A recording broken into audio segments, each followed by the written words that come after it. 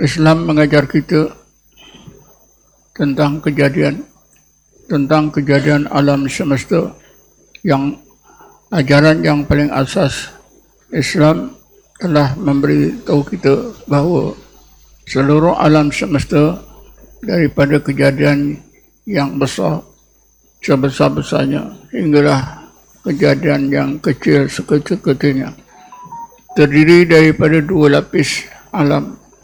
Luarannya Allah sebut dengan alam mulki, dan dalamannya Allah sebut alam malakut. Di dalam Quran terdapat satu surah, Suratul Mulki. Allah mulakan ayat yang pertama dengan firman-Nya, Tabarakalladzi biyadihil mulku.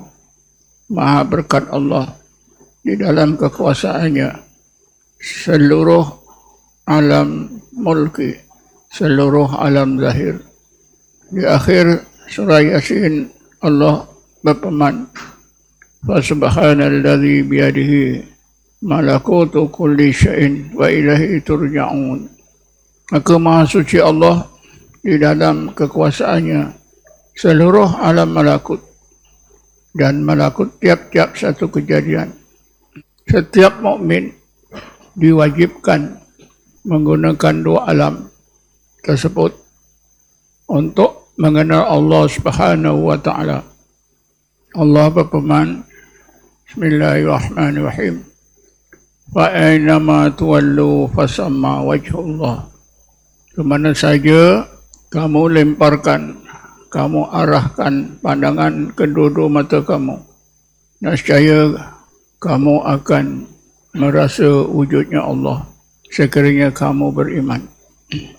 Lalu Allah detailkan sedikit dengan firman-Nya, Afala yanduruna ilal ibli kaifa khuliqat wa ilas samai kaifa rufi'at wa ilal jibali kaifa nusibat wa ilal ardi kaifa sutihat. Apakah manusia itu tidak sentiasa melihat bagaimana unta dan berbagai binatang lain diciptakan, bagaimana langit ditinggikan, bagaimana gunung ganang ditegakkan sebagai pasak bumi, bagaimana permukaan bumi diratakan untuk kebaikan manusia. Inilah yang dimaksudkan dalam ilmu tauhid, dalil akli, dengan melihat alam nyata. Kalau seorang itu beriman, dia akan yakin wujudnya Allah. Tetapi Allah SWT tidak membiarkan kita setakat itu.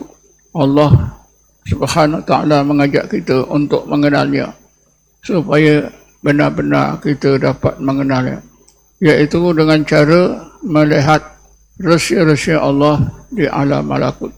Dalam ayat 185 surah Al-A'raf, Allah Subhanahu wa ta'ala berfirman, Awalam yanduru fi malakutis samawati wal ard wa ma khalaqallahu min syai'in. Adakah manusia itu tidak melihat ke dalam malakut kejadian-kejadian di langit dan di bumi, dan ke alam malakut tiap-tiap satu yang Allah ciptakan. Ayat ini ada mengandungi perintah supaya kita orang-orang beriman melihat, mengenal Allah, menerusi melihat alam malakut. Tentunya melihat alam malakut bukan dengan mata kepala, dengan mata hati atau pandangan roh. Kerana itu melihat alam malakut dengan pandangan mata hati tentulah satu kewajiban yang sukar dilakukan. Sukar bagi orang yang jahil, tapi bagi orang yang mengetahui tidak sukar mana. Sama saja melihat alam nyata dengan mata kepala, dengan melihat alam malakut dengan pandangan mata hati. Yang menyukarkan ialah sikap orang-orang yang beriman itu sendiri, yang tidak ambil tahu, tidak mau belajar, tidak mengambil perhatian. hidup siang malam, makan tidur sampai mati. Walaupun Allah Subhanahu wa taala perintahkan kita supaya mengenalnya dengan melihat alam malakut. Malahan di dalam Quran Allah contohkan segolongan orang-orang yang beriman telah berjaya mengenal Allah dengan melihat alam malakut. Seterusnya Allah pun terangkan seterang-terangnya ilmu dan amalan yang patut dipelajari oleh semua orang Islam yang membolehkan mereka melihat alam malakut. Allah Subhanahu wa taala berfirman, Bismillahirrahmanirrahim. Inna fi khalqis samawati wal ardi wa ikhtilafil laili wan nahar laayatil liulil albab. Sesungguhnya di alam malakut kejadian-kejadian di langit, di alam malakut kejadian-kejadian di bumi, di alam malakut peredaran masa malam dan siang, terdapat berbagai rahsia Allah yang dapat dipandang oleh pandangan mata hati ulul albab. Ulul albab itu ialah mereka yang sentiasa berzikir dan tafakur. Alladzina yadhkuruna Allaha qiyaman wa qu'udan wa ala junubihim wa yatafakkaruna fi khalqis samawati wal ard. Ulul albab itu ialah orang-orang beriman yang sentiasa zikir dan tafakur sepanjang masa.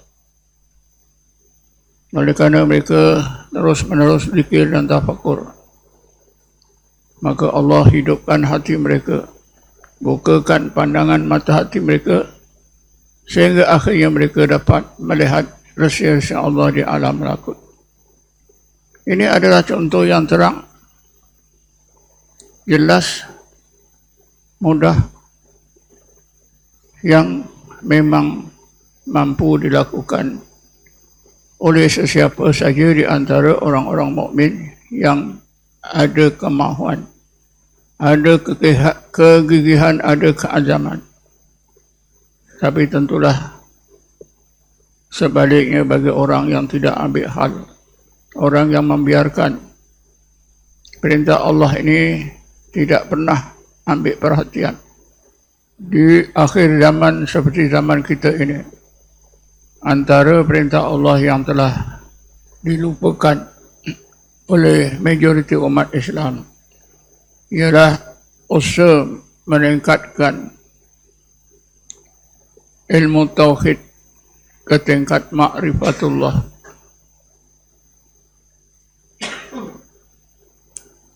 Malahan kita dapati hanya segelintir umat Islam yang mengetahui, yang menyedari kewajiban tersebut. Rata-rata umat Islam hanya kenal Allah melalui ilmu tauhid. Jarang sekali kita temui di kalangan umat Islam, termasuklah di kalangan para ulama, yang benar-benar dapat mengenal Allah bukan saja dengan ilmu tauhid, tapi juga dengan ma'rifatullah. Ma'rifatullah inilah apa yang dapat dicapai, mengenal Allah melalui zikir dan tafakur, sebagaimana yang Allah terangkan dalam ayat 190-191 surah Al-Imran seperti yang telah diterangkan. Jarang sekali di zaman sekarang kita temui orang-orang yang beriman terus berzikir dan tafakur dengan tujuan supaya Allah tingkatkan ilmu mereka ke tingkat makrifah. Apa yang ada hanya segelintir orang-orang yang beriman yang melakukannya. Itu pun mereka dilabelkan sebagai golongan orang-orang mukmin yang telah tersesat, yang sudah menyimpang. Karena biasanya mereka yang maukan peningkatan ilmu kepada makrifah, melalui zikir dan tafakur yang berterusan, mereka mesti melakukan amalan uzlah dan khalwat, atau apa yang disebut oleh masyarakat Melayu, masyarakat Islam di Asia Tenggara dengan amalan bersolok selama 10 hari, 20 hari atau 40 hari. Amalan bersolok sudah dilupakan dan sudah dilabelkan sebagai amalan yang menyesatkan, amalan yang tidak diajar oleh Allah kononnya, amalan yang ditiru daripada berbagai agama lain, terutama amalan pertapaan yang dilakukan oleh ketua-ketua, pemimpin-pemimpin agama lain dari Islam. Tentulah label dan anggapan tersebut sangat salah. Pandangan tersebut jauh daripada kebenaran. Kerana uzlah dan khalwat memang disyariatkan dalam Islam menjadi amalan Rasulullah, menjadi salah satu sunnatul Rasul.